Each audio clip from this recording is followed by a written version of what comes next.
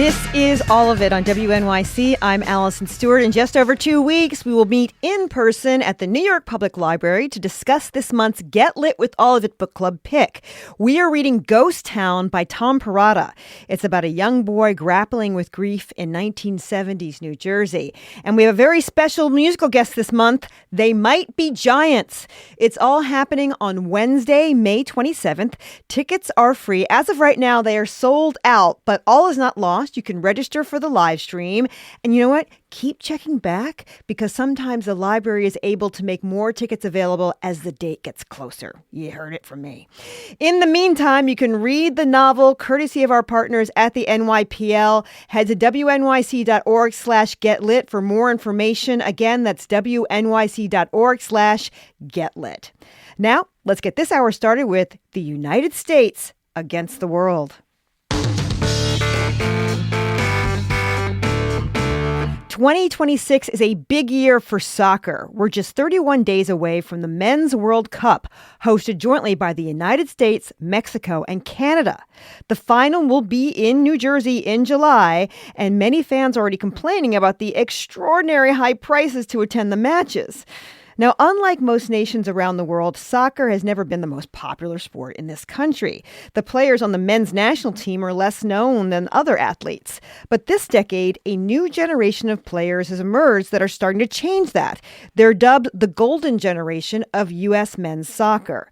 A new documentary spent 4 years embedded with the U.S. team as it prepared for 2026. From the 2022 World Cup in Qatar to the rocky last few years of bad results, a fired coach, and a lost momentum. The 5-part documentary is called United States Against the World. Part 1 airs tomorrow night on HBO at 9 p.m. My guest now is director and executive producer Rand Getlin. Hey, Rand, nice to meet you.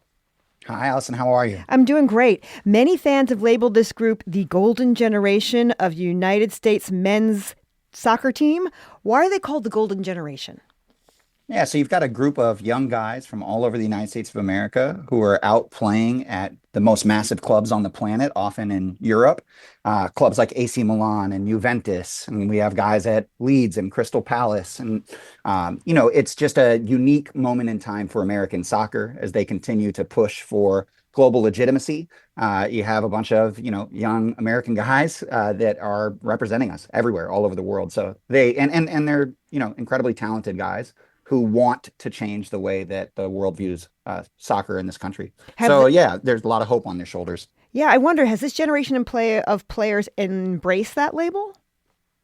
Yeah, look, I think that they are very level-headed about it. They are very clear. They want to make this country proud. There's nothing they care more about, and they give everything in order to kind of chase that end. And so I don't know that they buy into, the golden generation moniker internally. They don't have egos like that. They really are a group of earnest, hardworking, humble, hungry young guys. And, the show shows the viewer how much adversity they have to overcome in order to chase that kind of goal, to hopefully make the people on the other end of the television care about this team and their journey. You had a lot of access to the team. You're inside the locker room and the practices, even in players' personal lives. What was your pitch to U.S. Soccer to allow you to have this kind of access? Yeah, well, one thing that's cool about it, and U.S. Soccer's been a fantastic partner, the project started with the players. We had worked with Tyler Adams, who became the captain of the U.S. men's national team when he was 19 or 20 years old, saying, I want to one day become the captain of the U.S. men's national team. Fast forward a few years, and he ends up being the captain at the 2022 World Cup. So we had such a wonderful experience working together, and we learned so much about his story and everything he and his family had overcome, and they're New Yorkers, special family. And we were just like, man, how can you not root for these folks? Are all your teammates like this? And he was like, my teammates are amazing. So from there, it was just kind of like, okay, well, we need to go to U.S. Soccer and let them know that we would love nothing more than to tell this story at scale. And U.S. Soccer and the U.S. Players Association, importantly, all came together to make this possible with us. So how much oversight did U.S. Soccer have on what you could shoot? And actually, what made the final cut? Yeah, almost none, which was fantastic. We're so appreciative of them understanding, and we made it clear at the outset. I come from a journalistic background, and I need to make sure that we're telling an honest and true story. And if it was going to be sanitized, it probably wasn't worth any of our time. And thankfully, U.S. Soccer and the U.S. Players Association were like, we saw the work that you did with Tyler. We trust you to tell this story in a deep, nuanced way. That does not mean we're not going to cover bad stuff. We're going to cover the tough stuff. It's in the show. You'll see it. We're in the locker room after really tough losses where most people get kicked out. They let us remain. And yeah, we just never had an issue from an editorial perspective with anybody involved in the process, which we think makes it a particularly compelling story. We really went out and intended to tell the truest version of it, not the sensationalist version of it, not the whitewashed version of it, but the true version of it. And I think fans will really appreciate and enjoy that. Listeners, are you excited to watch the U.S. men's team at the World Cup? If you're a fan, who's a player we should look out for? Our phone number is 212-433-9692, 212-433-WNYC. What's your realistic goal for the men's soccer team? What is your hope the effect of the World Cup will have on the popularity of soccer in this country? Our number is 212-433-9692, 212-433-WNYC. My guest is executive producer and director Rand Getlin. We're hearing about a 5-part documentary series that follows the U.S. men's soccer team. It's called United States Against the World. The 2026 World Cup is in many ways linked back to America's failure to qualify for the 2018 World Cup. It was a big reality check. It hits you in the gut when you watch the series. What was the impact of that failure? I might have missed it, but at the World Cup you're asking about. Yes.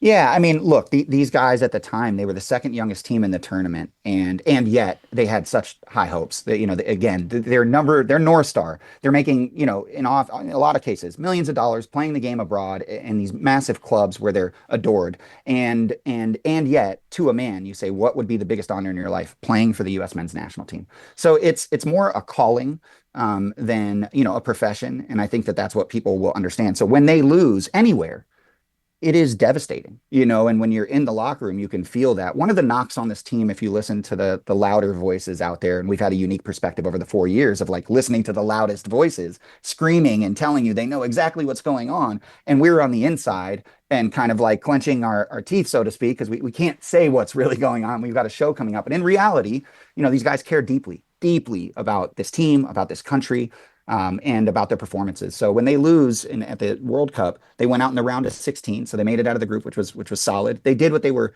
expected to do, but that's not enough for them. They really want to do something no team before them has ever done to move the sport forward. So it's hard. It's always hard to see them lose. They care a lot. It's hard not when you're following for 4 years to not see how much they care, and so you feel those losses. It's empathy is important in a filmmaker, and we certainly have it in bunches. So it's always hard to see these guys not get what they're aspiring to. So this is the first generation of American World Cup players who, as teenagers, were mostly signed to play for European leagues, and now they're going to be playing for USA in the World Cup. How has this difference influenced their relationship with the national team?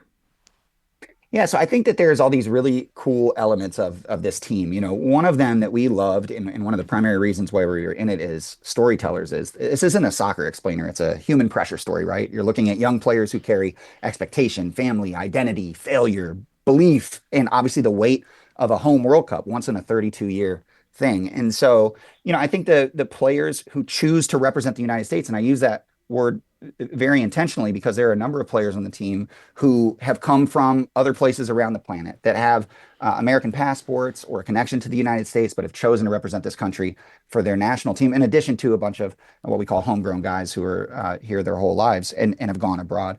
And so I think that it's like the best of America, right? It's one of these things where you're looking like, this is a group of guys that come from different backgrounds, different ethnicities, different socioeconomic, situations. And yet when they get together, the last thing that they ever have focused on is all the things that divide them, right? They think about what brings them together. How can they wrap their arms around each other and go out and do spectacular things for this country? And you just think like with everything going on in the world, it's a message that I think people need to see. So the players, love this team. I cannot emphasize that enough. All of them in a way that is difficult to explain. And I think that the country, once they get to know these guys and their families, the villages that help them get here, because it's never just them. It's always this incredible constellation of people that are pushing in the same direction. I think once people get to know them, and hopefully that'll happen through the show, they will fall in love with them and follow them. And you hope that that's a durable connection between the fans, the players, and all of it pushing in a better direction for the country. Yeah, let's listen to a clip from your documentary, United States Against the World. It's from part 3 of the doc, where the players address their differences. The first voice we'll hear is the mother of a player who grew up abroad but chose to play for the U.S. Yes, America is very far. Why do you want to go to America? He said, that's where I was born. It can be equally as strong, if not stronger, when you purposely align yourself with something that you feel connected to and you feel that you want to support and build. It's really special that we all come from different backgrounds, but then we come together as even the national team for one goal. It doesn't look one specific way to be American. It doesn't sound one specific way to be American. This is the beauty of being American. Playing for such a diverse country, it does mean a lot to me. What we represent is very beautiful to see, and I think that's what makes us stronger. We have problems in the U.S., like we're not going to push those to the side. But when we can shine the light on what we're doing right, we're able to represent our country in the best way possible. To come together with our various upbringings, with our various religious beliefs, football is that unifying vessel. So, Ran, what are the international soccer rules around how a player can decide what team they play for? Yeah, so there's a variety of ways you can end up playing for a variety of countries. So the first young man who you heard speak in that piece, I believe, was a guy named Yunus Musah. I'll give you him as an example. He was eligible to play for 4 different countries. He was born in New York. He was raised between Italy and England, and had Ghanaian citizenship through his parents. Wow. And so, really unique. So he could have played for 4 countries.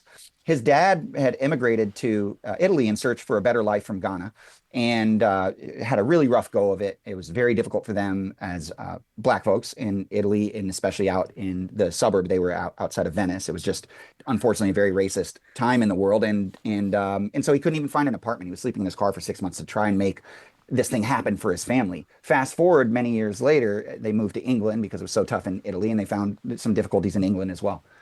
Later on, the young man becomes a star soccer player, and 4 countries are demanding that, are begging for him to come play for them, basically. And what a change. There were 3 countries that his father felt he didn't belong in, or couldn't survive in, or couldn't succeed in. And yet America was this bastion of hope. And so, yeah, for Yunus, it was like, I want to go play for that country. I want to, that's part of my background, and I want to go do that. Other people come in through various things. You're born here, you have an American passport, and Paul Tenorio lays it out in the show much more eloquently. But there are a number of different ways in international soccer that you can find a way to play for a country. And so the biggest part of that is they do have optionality. It's not like they're born into it and they have to do this. And so every player that chooses to play for the U.S., it's a really big deal. Let's take a call. This is Raul calling in from Queens. Hey, Raul, thanks for taking the time to call all of it. You're on the air. Hey, good afternoon. I love it when you say that. Thanks for taking the time to call. Thank you so much for saying that. I'm enjoying the conversation. I'm from Colombia. My dad used to watch Pelé play. So, it's an amazing sport. I couldn't understand when they said the World Series, and I'm like, what do you mean the World Series? Only the U.S. is playing, sort of to baseball. I'm like, what does that mean? So I love the sport, and I think the American team has really shown, that they have the blood, that it's in their heart. They play really well. I've seen that. Yet I'm really torn because tickets are way too expensive. I'm right by Citi Field, and I cannot afford to go see a game. So I decided to boycott the World Cup because it's just, all of us, they're human. They go out and they play their heart out.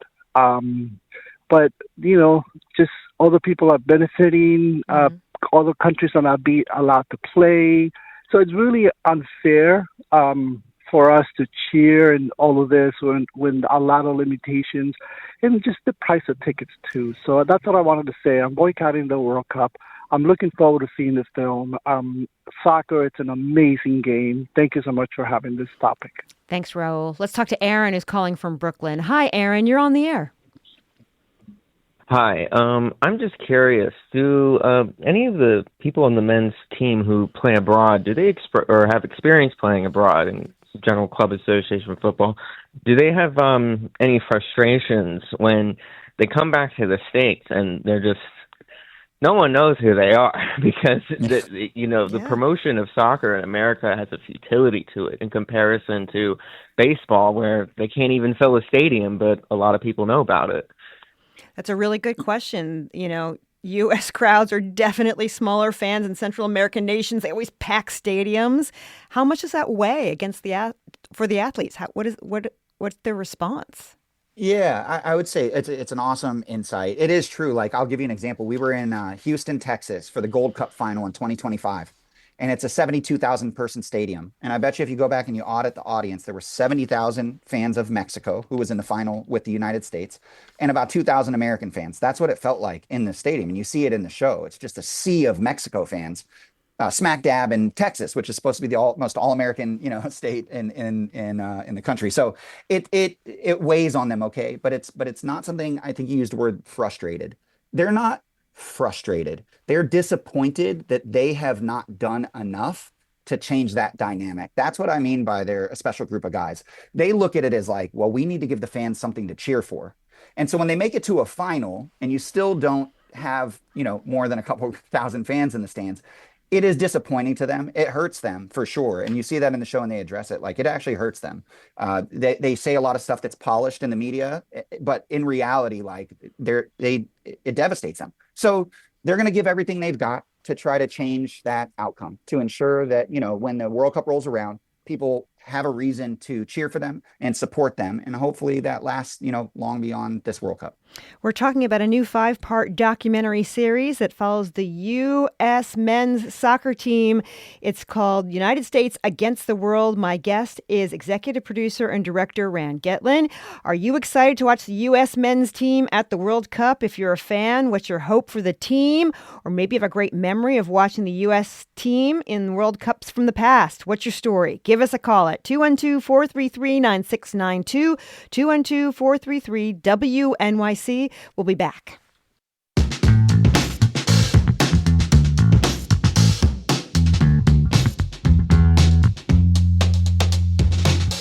You're listening to All of It on WNYC. I'm Allison Stewart. My guest is executive producer and director Rand Getlin. We're talking about a new 5-part documentary series that follows the U.S. men's soccer team over the last 4 years. It's titled United States Against the World. Tell me about Greg Berhalter. Did I say this last name right? Yeah, Berhalter, yep. Yeah.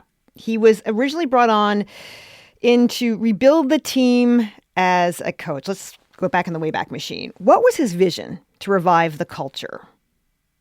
Yeah, so in 2018, the U.S. men's national team misses the World Cup. It's a national failure. We had made every World Cup since 1990 until that point. And so it's kind of assumed that the U.S. would be at the World Cup every year. Not that we would, we've never had like a deep run, but we would be there. And so when they missed it in 2018, it was a massive gut punch for the country and fans of this team and the sport. So Greg Berhalter, when he was hired, started fresh.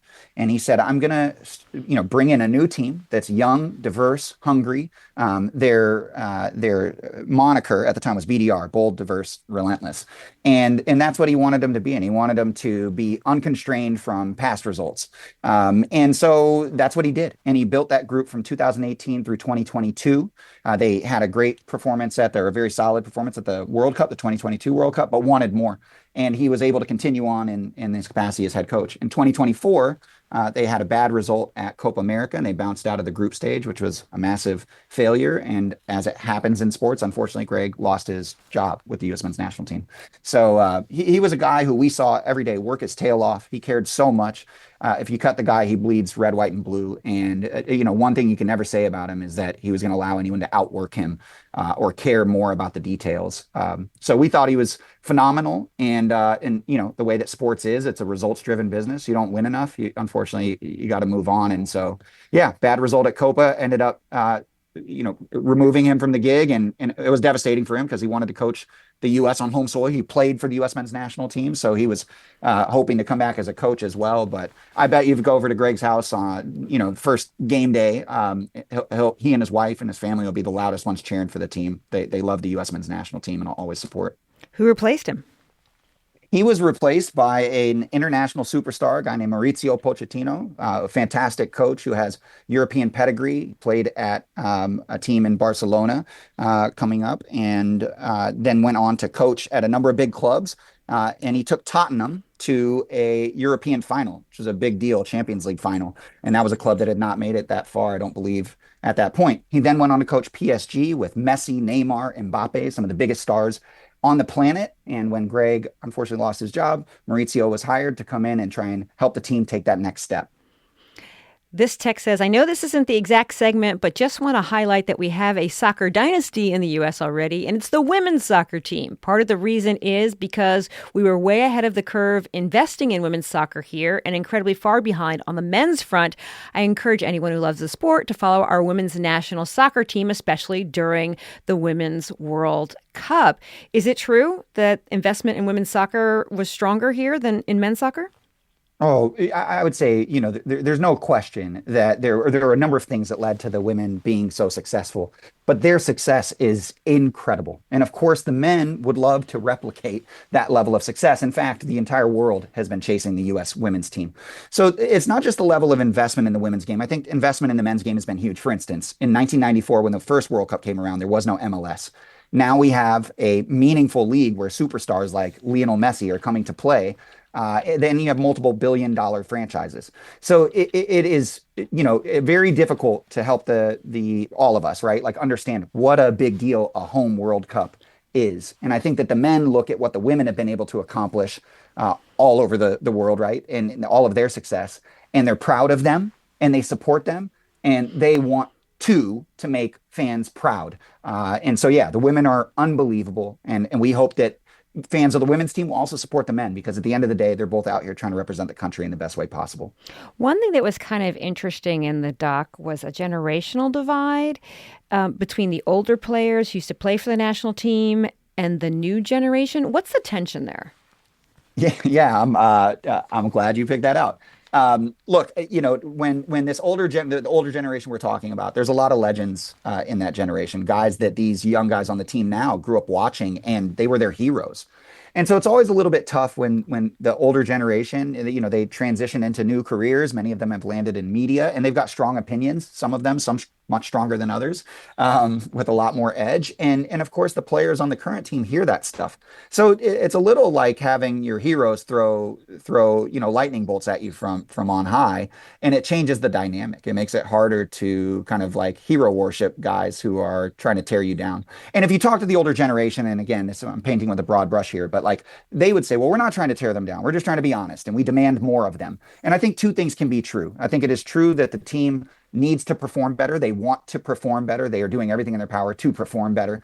And also, there are ways to provide constructive criticism and ways to provide criticism that is not constructive. And so I think that at the end of the day, there needs to be a coming together between these two generations because they're all part of one fraternity, as it were. The United States men's national team has a lot of instances or more instances of fathers and sons or mothers and daughters that are coming up at least through the youth ranks. And we're starting to see some of that come together for the national teams, for the senior national teams.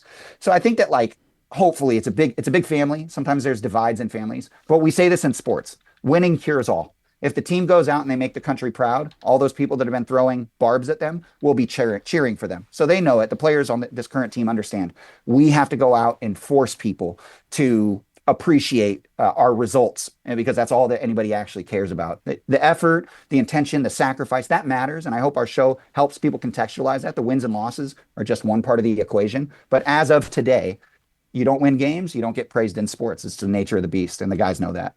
This text says, do the players express opinions on the current state of immigration enforcement?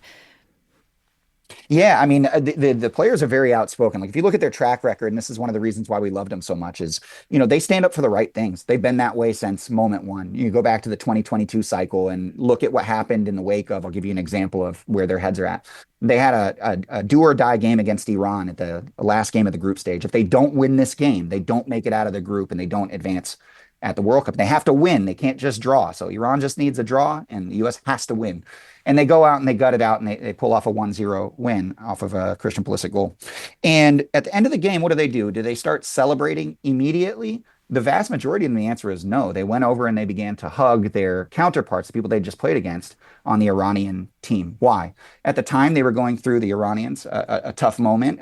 It was when the protests were going on with women removing their hijabs and the crackdown on that behavior. And so the Iranian team chose at the World Cup to not sing the Iranian national anthem, which at the time was a big, big deal. And so they were all under threat of much more than just losing a game. But they had to win the game, right, to try to protect themselves. And they didn't. And so the first thing on our team's mind in the wake of that game, winning a massive game for the U.S. at the World Cup, was to go console the Iranian players. So they feel deeply and they speak out when they can. Obviously, in sports, you got to be a little bit careful because there's all kinds of dynamics there. But yes, they stand up for what's right. They, in their private lives, do a lot of charity work, a lot of work in the community. They care deeply about other humans, and that's to a man. I mean, they're a really wonderful group of guys. And yeah, I think that as they get older, they'll express more opinions on more things in the political realm. But for now, they're trying to do everything they can to make the country proud and represent us that way. All right. Tell me 3 players I should watch. Well, you definitely got to watch out for Tyler Adams. He captained the 2022 team. Unbelievable guy from Wappingers Falls, New York. The words that I could use probably end up in the expletive realm for whatever kind of vigor he has, but real fun to watch. Then you got a guy named Sergino Dest. He is a guy that plays right back, world class, played at Barcelona for a time, AC Milan for a time, and is now at PSV in the Netherlands. His father was a service member, and he's probably our flashiest player, the most fun to watch, kind of street ballish stuff out there, and a great guy. And then you, of course, got to pay attention to Christian Pulisic. He's the captain of the team. He's someone that everyone pays attention to, and where he goes, the team usually follows. So when he's on fire, we're a very difficult team to beat. But there's so many other guys I can name, to only give you 3. I got 6 others in mind right now, but yeah, I hope you watch the show. I hope you get to know them. It airs tomorrow night on HBO. They are special human beings and deserve our support for that alone. And if they can go out and win some games at the World Cup, great. All the more fun for the country. My guest has been executive producer and director Rand Getlin. Thanks for joining us, Rand. Thank you. I appreciate you.